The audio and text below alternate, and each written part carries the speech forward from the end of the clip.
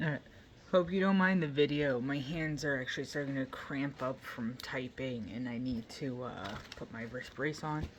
But I wanted to tell you, I also have a dead abusive ex. I had moved out to Kansas for a while. I'm in New Jersey. And I was only 19 at the time. This guy was 31.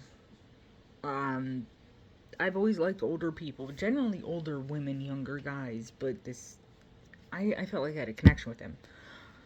He did tell me before I went out there that he was diabetic. What he didn't tell me, he was also an alcoholic, schizophrenic, and racist. Now, I just went through that whole thing where I was like examining your facial structure and trying to figure out where you came from. That is not because I am racist. That's just I am a nerd and I think genealogy, ancestry, anthropology, all that stuff is very cool. I think the different types of people and bone structures and skin tone and eye shapes and hair types, I think it's beautiful and wonderful and amazing and glorious.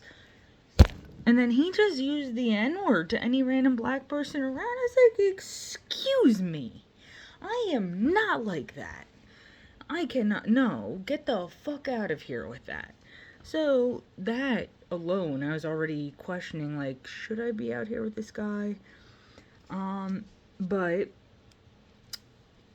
I had that whole Florence Nightingale thing going on. I was taking care of him, and I felt like it was my responsibility, and I wanted to try to get him into rehab for the alcoholism.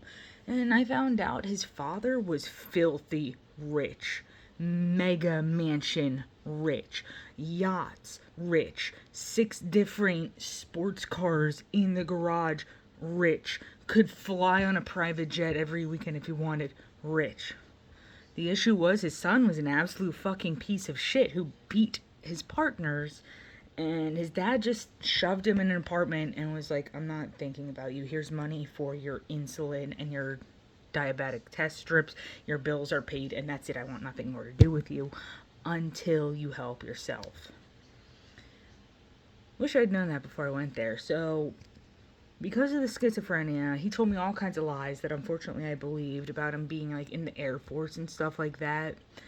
There was some stuff that you don't need to hear about regarding the alcoholism and bathroom needs, but let's just say I don't have a problem dealing with human feces at this point. I can change a diaper. It's whatever. It's better than the situation was out there. Anyway, he would just beat me. Now, I didn't feel like I had any recourse. But one day, as I was sitting there with a giant pot, and I had just finished boiling a chicken, then deboning it. It was a whole chicken. I deboned it. A lot of work. I was frustrated. I was hot. I was tired. I wanted to sit down and rest. He came up behind me and just punched me in the back of the head. I was like, excuse a fucking what? You did what? So I picked up the wooden spoon. I stood up next to him. I said, what the fuck was that for? And he said, bitch. I said, call me a bitch one more fucking time. So he spit on me. Fucking bitch. So I picked up the spoon. I whack, whack, whack. On the 4th one, it broke. His face demolished. But I was still angry. There was a little wooden side table. I picked that up and I beat the hell out of him until that table was in splinters. He was black and blue head to toe. But he knew he done fucked up because when the cops came from a neighbor's report, he said he was bruised from falling down the stairs while drunk. He knew it was his own fault. He got beat like that. Literally.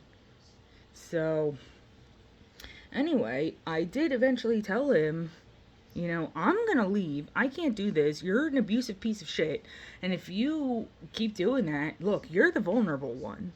All I gotta do is when you're in your diabetic coma is fill this syringe completely with insulin, put it in your vein, and push. And you're gonna fucking die. Instead of high blood sugar, it'll be low blood sugar. Because he was constantly high blood sugar.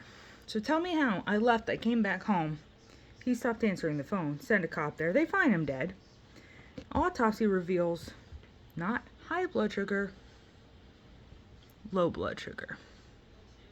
He killed himself the way I threatened to kill him.